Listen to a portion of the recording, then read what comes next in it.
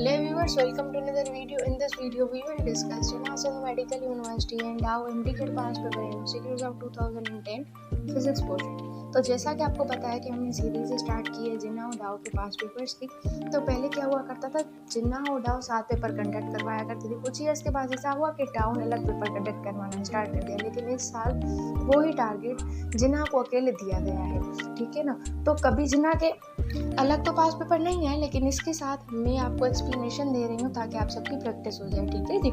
तो डाउ के साथ तो उसके आए ही आए थे। क्या बोल रहा है अपना first question, point which moves it is if the total mass of the body or the system of particles were concentrated there and all the applied force were acting at the point is known as। कि उस point को हम क्या बोलते हैं, जहाँ पे हमारा फुल मास कंसंट्रेट किया जाए, तो उसको हम बोलते हैं centre of mass of the body, ठीक है जी। तो इसका जो करेक्ट ऑप्शन बनेगा वो कौन सा बनेगा, ऑप्शन बी। सिंपल सा सादा सा क्वेश्चन था, हेडलाइन दी गई थी, उसका आंसर मालूम करना था। क्लियर हो गया। उसके बाद find the gravitational force of attraction between two balls each waiting 10 kg। मतलब 2 बॉल्स दिए गए, उसका दोनों का वेट है 10-10 kg। When applied when placed at the distance of 1 meter, मतलब मास था 10 kg दोनों का, और उस पर जो डिस्टेंस दिया गया है वो 1 मीटर का दिया गया है। ग्रेविटेशनल वैल्यू आपके पास गिवन है। चलते हैं क्वेश्चन के सॉल्व के जाने।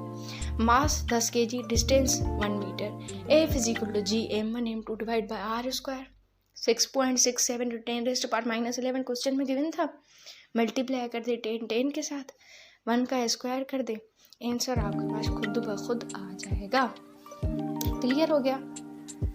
सिंपल सी एक इक्वेशन के साथ आपको क्वेश्चन दिया गया था। Next question, when the body moves in the direction of gravitational force. अगर एक बॉडी है मूव कर रही है डायरेक्शन ऑफ ग्रेविटेशनल फोर्स, ठीक है, यहाँ से सॉल्व करते चले जा रहे हैं। टुवर्ड्स द अर्थ, अर्थ की जानिब वो मूव कर रही है। The work is done by the force of gravity on the body and it is dash. मतलब वर्क डन क्या होगा अगर वो टुवर्ड्स द अर्थ आ रही है। सिंपल सा समझ ले, अगर वो टुवर्ड्स द अर्थ आएगी तो आपका वर्क डन तो पॉजिटिव होगा, आप वर्क डन कर रहे हो। अगर वो अवे चलती जाएगी तो वो तो नेगेटिव होगा आपका वर्क डन। तो यहाँ पे वो ही तो है, where is the when the body move against direction of gravitational force the corresponding work done is negative. मतलब अगर बॉडी आ रही है तो वर्क डन पॉजिटिव, अगर बॉडी अगेंस्ट ग्रेविटी जा रही है तो आपका वर्क डन क्या होगा, नेगेटिव, ठीक है जी। 2 सिंपल से पोस्टुलेट डिस्कस करें तो बीस correct option. Next question, numerical based है। Ali pushes a ball initially at rest towards Bilal by exerting a constant horizontal force of magnitude 9 Newton through a distance of 2.5 meter. What will be the final kinetic energy of Bilal? थोड़ा सा tricky question था ये। किस तरह से देखिए, इसका correct option पहले देखते हैं, उसके बाद हम चलेंगे इसके सॉल्यूशन की जाने। इसका जो करेक्ट ऑप्शन है वो है ई। कितना हुआ, 22.5, ठीक है जी। तो यहाँ पे मैंने इक्वेशन को पुट कर दिया, W is equal to FT 9 multiply 2.5 22.5। अच्छा, अभी आप सोच रहे होंगे क्वेश्चन में था काइनेटिक एनर्जी और आप बता रही हैं वर्क डन, ये कैसे। तो kinetic energy will be equal to work done by force. Kinetic energy work done के बराबर होती है ना, तो यहाँ पे वर्क डन का ही तो पूछ रहा है। मतलब थोड़ा सा उसने ना घुमा फिरा के क्वेश्चन दिया था, कभी भी काइनेटिक एनर्जी डायरेक्ट मालूम करने का नहीं बोला था उसने बोला था कि kinetic energy will be equal to work done by force, इसलिए हमने वर्क डन का फार्मूला लगा। नेक्स्ट क्वेश्चन आ गया हमारे पास, a body travels a distance of 24 meter in 3 × 10⁻⁻2 seconds assuming its speed was constant. Find its kinetic energy. Take 1.5 × 10⁻⁻20 kg is the mass of the body. इसका जो correct option बनेगा पहले हम उसको देखेंगे, उसके बाद हम एक्सप्लेनेशन की जानिब चलेंगे किस तरह से हमारा सॉल्व किया गया है ये क्वेश्चन, ठीक है जी। तो करेक्ट ऑप्शन यहाँ पे क्या है, 48 × 10⁻⁻16 जूल, डी ऑप्शन। चलते हैं सॉल्यूशन की तरफ। तो देखिए यहाँ पे डिस्टेंस भी है, टाइम भी है, मास भी था क्वेश्चन में। क्वेश्चन में क्या पूछ रहा था, काइनेटिक एनर्जी, ठीक है। तो काइनेटिक एनर्जी वाला फॉर्मूला पुट करें, kinetic energy is equal to 1/2 mv², ठीक है। यहाँ पे मास भी दिया गया है लेकिन वेलोसिटी नहीं दी। वेलोसिटी के लिए हम फॉर्मूला लगाएंगे v is equal to d/t, ठीक है जी। डिस्टेंस और क्या गिवन था, टाइम गिवन था। उसके बाद इनका स्क्वायर कर दें और मास को रख दें, 1/2 को भी रख दें, तो आपके पास क्या आंसर आ जाएगा, 48 × 10⁻16। सिंपल सा क्वेश्चन था, थोड़ा सा समझने की कोशिश करनी थी आपको कि किस तरह से वेलोसिटी को मालूम करना है। ठीक है जी। नेक्स्ट क्वेश्चन आ गया हमारे पास, A cylindrical tube opens at both ends, has a fundamental frequency f in air. The pipe is dipped vertically into water so that half of its water of the fundamental frequency of the air is now, या air column is now. तो देखिए थोड़ा सा complicated question है, ठीक है, time भी waste हो सकता है आपका, इसलिए हमने इसका प्रॉपर सॉल्यूशन दिया है। इसका जो करेक्ट ऑप्शन होगा वो बी होगा, which is F, just F इसकी फंडामेंटल फ्रीक्वेंसी आएगी। लेकिन देखेंगे किस तरह से इन्होंने सॉल्व किया है। देखिए यहाँ पर हमारे पास λ/2 = लेंथ हो गया, तो लेमडा को जब आप बाहर निकालेंगे तो 2l हो जाएगा। वेलोसिटी वाला फार्मूला लगाएं तो एफ को आप बाहर निकालेंगे, v/λ हो जाएगा, f = v2l। v2l कहाँ से आया आपके पास, लेमडा वाली वैल्यू से, ठीक है जी। उसके बाद the distance between node and antinode is λ/4, इसलिए हमने λ/4 पुट किया, इज इक्वल टू हाफ हो गया, लेमडा को बाहर निकाला तो 2l हो गया। जब आप देखेंगे ना तो फर्स्ट और सेकेंड इक्वेशन एक दूसरे से मैच कर रही हैं, जब आप इन दोनों को कट ऑफ करेंगे तो क्या आएगा आपके पास आंसर, एफ, मतलब इसके बाद। अच्छा, तो हमारे पास नेक्स्ट MCQ क्या बोल रहा है, When we place opaque object between a point source of light and a screen we will observe। तो ये जो है ना सोर्स ऑफ लाइट से क्वेश्चन लिया गया है, लेंसेज वगैरह से, तो इसलिए हम इस क्वेश्चन को छोड़ देंगे क्योंकि सिलेबस 2023 में ये इंक्लूडेड ही नहीं है। तो ये टाइम वेस्ट प्रोसेस हो जाएगा आपके लिए भी और मेरे लिए भी, तो इसलिए सिर्फ इसका करेक्ट ऑप्शन देंगे और चलते हैं अपने नेक्स्ट MCQ की जानिब। तो ये जो MCQ आ गया, the radius of 40 Newton ring is 2 mm when the light of the wavelength 8 × 10⁻⁴ mm is used, what is the radius of curvature of the lower surface of the lens used. ये भी question lens से लिया गया है और ये भी included नहीं है सिलेबस में, तो लंबा चौड़ा ये सॉल्यूशन हो जाएगा, इसलिए हमने इसको भी छोड़ दिया क्योंकि सिलेबस में इंक्लूडेड ही नहीं है। ठीक है जी, लेकिन करेक्ट ऑप्शन आप फिर भी देख लें, सी ऑप्शन का करेक्ट ऑप्शन है। नेक्स्ट क्वेश्चन आ गए हमारे पास। अच्छा देखें, ये जो तीनों क्वेश्चन है ना, ये तीनों लेंसेज, आईज और जो है ना लाइट से लिए गए। इन तीनों का काम, मतलब तीनों एक दूसरे से रिलेट कर रहे हैं, सो तीनों का काम हमारे सिलेबस में तो है नहीं, इसलिए हमने इनको भी छोड़ दिया। तो मतलब ऐसा समझे 5 क्वेश्चन तो लेंस और लाइट से ही आए हुए हैं, लेकिन इस ईयर में ये इंक्लूडेड नहीं है, तो स्किप करते जाएंगे क्वेश्चंस। अगर आपको फिर भी सॉल्यूशन चाहिए तो कमेंट सेक्शन में बता दूंगी मैं आपको, ठीक है। In uniform electric field a charge of 3 column experience a force of 3000 Newton, the potential difference between 2 points 1 centimetre apart along the electric lens of force will be. तो देखें यहाँ पे क्या क्या पूछ रहा है, एक तो है आपके पास चार्ज है, ठीक है, फोर्स भी दिया गया है, पोटेंशियल डिफरेंस आपको मालूम करना है और कब डिस्टेंस भी मिला हुआ है 1 सेंटीमीटर, ठीक है। अभी क्या मालूम करना है, पोटेंशियल डिफरेंस मालूम करना है। तो हम चलते हैं पहले करेक्ट ऑप्शन की तरफ, फिर उसके बाद नेक्स्ट स्लाइड पर हम सॉल्यूशन की जानिब चलेंगे, ठीक है। तो करेक्ट ऑप्शन था ए, चार्ज हमारे पास गिवन थी, फोर्स गिवन था, पोटेंशियल डिफरेंस मालूम करना था, डिस्टेंस भी गिवन था। पोटेंशियल डिफरेंस का क्या फार्मूला होता है, V = ED। E हमको क्वेश्चन में दिया नहीं गया था, इसलिए हमने मालूम करना है, F = QE से E को बाहर निकाल दे, F/Q कर दे, 3000 को 3 से डिवाइड कर दे, 1000 आंसर आ जाएगा। 1000 को मल्टीप्लाई कर दे डिस्टेंस के साथ, विच इज़ डिस्टेंस क्या था 1 सेंटीमीटर, उसको मीटर में कन्वर्ट करेंगे, 0.01 10 वोल्टेज के बराबर आपके पास पोटेंशियल डिफरेंस निकल के आ जाएगा। थोड़ा सा ट्रिकी था लेकिन समझने से आसान हो जाएगा क्वेश्चन, ठीक है जी। तो ये इंक्लूडेड है सिलेबस में, जो इंक्लूडेड हो गए। नेक्स्ट क्वेश्चन आ गया हमारे पास, for a certain gas the ratio of specific heat is given to be gamma 1.5 for this gas. तो Cp की वैल्यू आपको मालूम करनी है, तो पहले इसका करेक्ट ऑप्शन देखते हैं, नेक्स्ट हम चलेंगे इसके सॉल्यूशन की जानिब। तो इसका जो करेक्ट ऑप्शन है आपके पास वो बनेगा option number B, which is Cp = 3R। Okay जी, तो चलें नेक्स्ट स्लाइड ओपन करते हैं। तो यहाँ पे आ गया हमारे पास Cp/Cv। आप सोच रहे होंगे गामा की वैल्यू तो 1.5 थी, आपने 15 कैसे कर दी, तो जब पॉइंट को डिस्ट्रीब्यूट करेंगे तो 15/10 हो जाएगा ना। 3/2 आसान करने के लिए, ठीक है। CP minus CV is equal to R, ये फॉर्मूला होता है। जब आप इसको रीअरेंज करेंगे 3/2 करेंगे, उसके बाद कॉमन निकाल दें 2/3 हो जाएगा, और उसके बाद जब आप इनको सम अप करेंगे तो CP बराबर हो जाएगा 3R के। आई होप सो आपको क्लियर हो गया होगा। नेक्स्ट स्लाइड पर आ गए आप। Two capacitors of capacity C1 and C2 are connected in parallel. If the charge Q is given to the assembly, it is get shared. The ratio of the charge at capacitor C1 to charge on capacitor C2 is given by. तो simple सा है, लेकिन थोड़ा सा समझने की कोशिश करनी है आपको। पहले इसका करेक्ट ऑप्शन देखते हैं, फिर चलते हैं नेक्स्ट स्लाइड के ऊपर, ठीक है। तो करेक्ट ऑप्शन इसका जो बनेगा ना आपके पास, वो बनेगा option A, C1 divide by C2। Clear हो गया जी। चलते हैं नेक्स्ट स्लाइड के ऊपर। ये टॉपिक जो है ना इम्पोर्टेंट है, इसको मेमोराइज कर ले, सॉल्यूशन भी और क्वेश्चन भी। Q1 C1 V, Q2 C2 V। जब आप Q1 डिवाइड बाय Q2 कर देंगे, C1 डिवाइड बाय C2 कर देंगे, तो आपको बराबर किसके आ जाएगा? Q किसके बराबर आ जाएगा?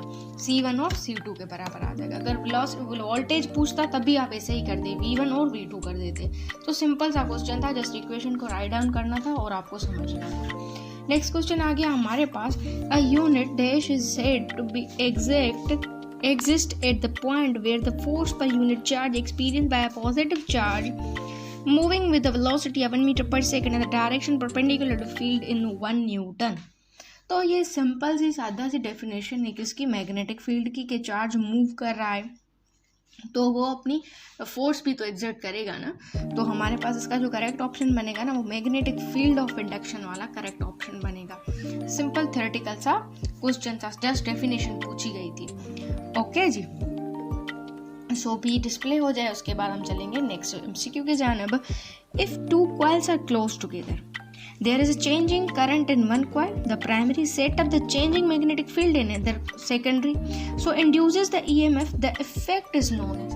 तो देखिए, एक का इफेक्ट दूसरे पे पड़ा है, दूसरे का इफेक्ट पहले वाले पे पड़ा है, तो इसको हम बोलते हैं म्यूचुअली शेयरिंग, म्यूचुअल इंडक्शन बोलते हैं। एक चीज़ आप किसी को देते हैं, दूसरा भी आपको कोई चीज़ दे, तो म्यूचुअल शेयरिंग हुई ना, ये म्यूचुअल इंडक्शन हुई, ठीक है।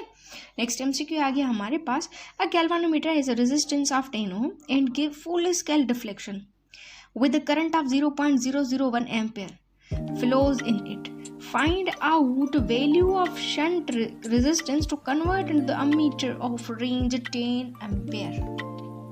ठीक है, तो इसका फर्स्ट ऑफ ऑल हम करेक्ट ऑप्शन देखेंगे, नेक्स्ट हम देखेंगे किस तरह से हमने इसका सॉल्व दिया है। ओके जी, तो इसका जो करेक्ट ऑप्शन बनेगा आपके पास, वो बनेगा ऑप्शन ए। तो चलते हैं सॉल्यूशन की जानिब। तो ये रहा आपके पास फॉर्मूला, सिंपल सा फॉर्मूला है, याद कर लें। थोड़ा सा इक्वेशन से लिया गया है, उससे बनाया है मैंने। तो 10 मल्टीप्लाई बाय 0.01, 10 माइनस 0.01, तो इसको जब सम कर रहे हैं तो आपके पास क्या आ जाएगा? 0.001 ओम आपके पास आंसर आ जाएगा। ओके जी, सो चलते हैं अपनी नेक्स्ट स्लाइड की जानिब। अब ये एक बार देख लें आप। अच्छा, तो हमारे पास नेक्स्ट क्वेश्चन आ गया। A device use for measuring the potential difference. वो कौन सी डिवाइस है जो पोटेंशियल डिफरेंस को मेजर करती है या वोल्टेज को between 2 points of circuit? The EMF of the current source is called. कि हम उसकी EMF को क्या बोलेंगे? तो उस डिवाइस का नाम है पोटेंशियोमीटर। सिंपल सा क्वेश्चन है और बुक में ये डेफिनेशन दी गई है, ठीक है। तो इसका जो करेक्ट ऑप्शन बनेगा वो बनेगा option number E, potentiometer, the device which is used to measure the potential difference. Next question आ गया हमारे पास। The study of geometric form of crystalline solid using X-rays, electron of neutron beams constitute the science of। उस science को हम क्या बोलते हैं? क्रिस्टलियोग्राफी। क्या? क्रिस्टलियोग्राफी बोलते हैं उसको। तो इसका जो करेक्ट ऑप्शन बनेगा वो बी बनेगा। 3-dimensional images of object obtained by using lasers is a process called holography बोलते हैं, लेकिन सिलेबस में ये इंक्लूडेड नहीं है, तो डेफिनेशन जस्ट मेमोराइज कर लें आप, ज़्यादा डीप जाने की नीड नहीं है, ठीक है। तो इसका जो करेक्ट ऑप्शन बनेगा आपके पास, वो बनेगा option number C. Next question की जानिब चलते हैं हम। नेक्स्ट क्वेश्चन क्या बोल रहा है? ये न्यूमेरिकल बेस्ड क्वेश्चन है। What will be the de Broglie wavelength of the mass of 5 kg moving with the velocity of 100 meter per second? h is equal to 6.63 into 10⁻³ joule second. तो इसका correct option जो बनेगा हमारे पास, वो बनेगा 1.326 into 10⁻³ metre next slide करें तो वहाँ पे आपका सॉल्यूशन आ जाएगा। Lambda is equal to h m v, h की वैल्यू क्वेश्चन में गिवन थी, मास गिवन था, वेलोसिटी गिवन थी। उसके बाद जब इनको सम अप करेंगे तो 1.32 इंटू 10⁻⁻36 मीटर आपको आंसर आ जाएगा, या लैम्डा भी आप मीटर की जगह लिख सकते हैं। नेक्स्ट क्वेश्चन आ गया हमारे पास। ये जो क्वेश्चन है ना, दोनों क्वेश्चन ये सिलेबस में इंक्लूडेड नहीं है, वेक्टर चैप्टर और स्केलर वाले चैप्टर से लिए गए हैं, तो इनको देखने की नीड भी नहीं है आपको, क्योंकि बहुत लंबे चौड़े प्रॉब्लम्स हो जाएंगे, टाइम वेस्टिंग प्रोसेस हो जाएगा, तो इसलिए हमने इसको ऐसे ही छोड़ दिया। जस्ट करेक्ट ऑप्शन देख लिया, उसका बी ऑप्शन करेक्ट है फर्स्ट वाले को, सेकंड वाले का डी ऑप्शन करेक्ट है। ठीक है जी, चलते हैं नेक्स्ट स्लाइड के ऊपर। A jet start from rest with a constant acceleration of 4 meter per second, at the same time a car travels with a constant speed of 36 kilometer per hour, overtakes and passes the jeep, how far behind the starting point will jeep overtake the car. तो किसकी कहानियाँ हैं ये? Jeep और car की कहानी है। ठीक है तो इसका जो करेक्ट ऑप्शन बनेगा वो बनेगा सी, विच इज़ 50 मीटर्स। लेकिन हम चलेंगे किस तरह से हमने इसका सॉल्व किया है। तो देखिए क्या था, एक्सेलरेशन ऑफ जीप गिवन थी, acceleration speed of car given थी 36 किलोमीटर को जब आप मीटर पर सेकंड में कन्वर्ट करेंगे, मीटर स्क्वायर में कन्वर्ट करेंगे तो आपका 10 हो जाएगा। Distance covered by both jeep be equal to, दोनों की डिस्टेंस एक दूसरे के बराबर ही होगी, s is equal b i T1/2 है। टी स्क्वायर का जब फॉर्मूला लगाएंगे, टाइम को बाहर निकालेंगे, टी इज इक्वल टू 5 हो जाएगा, और डिस्टेंस को जब मल्टीप्लाई करेंगे 10 × 5 तो 50 के पास आंसर आ जाएगा। एक बार सही से देख लें, उसके बाद आपको समझ में आ जाएगा किस तरह से हमने। अच्छा, तो हमारे पास नेक्स्ट क्वेश्चन आ गया इनइलास्टिक कोलियन कि जो इनइलास्टिक कोलियन होते हैं उसकी क्या प्रॉपर्टीज़ होती हैं। देखिए दो चीज़ें आपको ज़हन नशीन करनी है। एक ये कि इलास्टिक कोलियन क्या होता है। इलास्टिक कोलियन ऐसा कोलियन होता है जहाँ पे आपकी काइनेटिक एनर्जी और जहाँ पे आपका मोमेंटम कंजर्व रहता है, और इनइलास्टिक ऐसी प्रॉपर्टी होती है जहाँ पे आपका सिर्फ और सिर्फ मोमेंटम कंजर्व रहता है। आपकी काइनेटिक एनर्जी क्या होती है? चेंज होती रहती है बर वक्त टाइम। ठीक है, तो आपका जो करेक्ट ऑप्शन बनेगा ना वो सी बनेगा। ठीक है जी, ठीक है जी, तो करेक्ट ऑप्शन हमारा सी बनेगा। The momentum of the system before conserve by हमारी kinetic energy remains unchange. A truck travelling at the speed of 108 kilometer per hour rounds a curve of radius 200 meter, calculate the acceleration of the car. तो आपको acceleration of the car मालूम करनी है। ठीक है, तो देखिए इसके फार्मूला लगेगा, पहले इसका करेक्ट ऑप्शन देखते हैं, नेक्स्ट स्लाइड में हम इसका जो है ना फुल फार्मूला देखेंगे। इसका जो करेक्ट ऑप्शन है आपके पास वो बनेगा डी 4.5 मीटर पर सेकेंड। तो यहाँ पे आपके पास आ गया इसका full derivative, a is equal to v square divide by r, v square 30 square कर दें, उसके बाद 200 कर दें, किलोमीटर पर आवर को आप कन्वर्ट करेंगे ना तो 30 आपको वेलोसिटी में आंसर आ जाएगा। उसके बाद जब आप इन सबको सम अप करेंगे तो आपके जो पास जो करेक्ट ऑप्शन आएगा वो आएगा 4.5 मीटर पर सेकेंड। ठीक है जी, तो ये हमारा सॉल्यूशन हो गया। हमारे पास एक लास्ट क्वेश्चन बचा है, तो उस क्वेश्चन को सॉल्व करते हैं और देखते हैं कि वो किस तरह से आया हुआ है। To analyze the projectile motion, which of the following assumptions are required to make the effect of air resistance negligible? बिल्कुल सही बात है। The rotation of the earth does not affect the motion, बिल्कुल सही बात है। उसके बाद acceleration due to gravity is constant over the range of motion directed downward, बिल्कुल सही बात है। ये तीनों चीज़ें करेक्ट है, तो इसका जो करेक्ट ऑप्शन है वो ई बनेगा। थोड़ा सा आवाज़ में गड़बड़ी है, तबीयत सही नहीं थी इस वजह से, अगर आपको समझ ना आए तो इनकन्वीनियंस के लिए सॉरी। नेक्स्ट वीडियो में बिल्कुल सही से पेश करेंगे आपके सामने MCQs। तब तक के लिए इसका करेक्ट ऑप्शन देखते हैं। पहले इसका करेक्ट ऑप्शन जो है वो ई है। So thank you for watching this video. अगर आपको वीडियो अच्छी लगी हो please like share and subscribe this channel. Thank you for watching this video.